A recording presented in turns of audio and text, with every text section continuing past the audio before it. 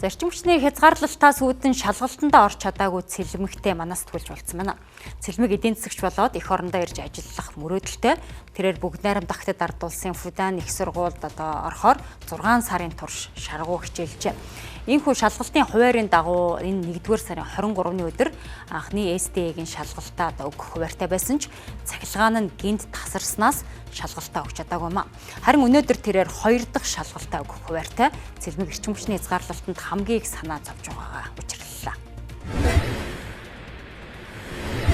Харин тийм ингээд амар сонирн байдалд орчиж байгаа байхгүй юу? Яг ингээд ердөөсөө тийм миний тийм асуудал бас биш. Тэр шалгалт гарч байгаа авж байгаа талынхнаас асуудал биш.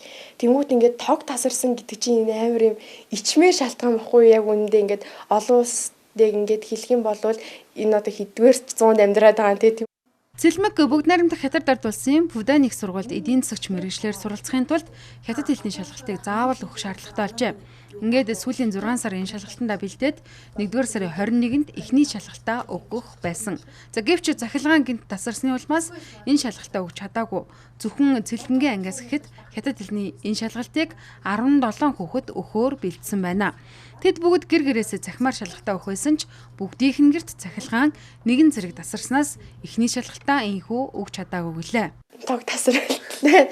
Би нөгөө нэг 4 шалгалт өгөх байхгүй хятад хэлээр хамгийн ихнийх нь болохоор хятад хэлний нийгмийн ухааны хятад хэл, тэгээд дараа нь хятад хэлээр математик, хятад хэлээр физик, хятад хэлээр хим гээд 4 шалгалт өглөөнөөс орой болтол.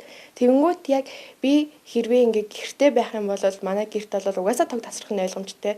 Тэгээд эмээх руугаа явъя гэх тэнгүүт тэн ч гэсэндээ тог тасрах нь ойлгомжтой байхгүй юу. Тийм болохоор угаасаа л ийм тог тасрах нь ийм ойлгомжтой болсон.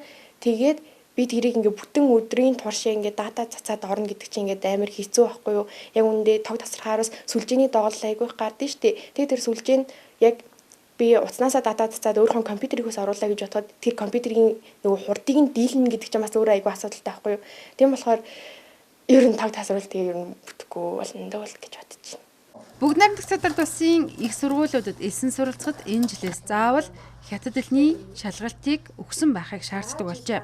Ингээд энэхүү CSCA шалгалтыг нэгдсэн журмаар энэ 1-р сарын 21, 23, 25-ны өдрүүдэд авах хуваар гарсан байжээ. За эхний техникийн 2 шалгалтыг програмаар шалгах зорилгоор авдаг. Энэ шалгалтанд оролцоогүй тохиолдолд үндсэн шалгалтыг өгөх боломжгүй болох програмын алдаа үүсэх эрсдэлтэй юм а. Гэвч нэр бүхий сургуулийн 12 дугаар ангийн эдгээр 18 хүүхэд энэ боломжоо гинт дасалсан цахилгааны хязгаарлалтаас болж алджээ.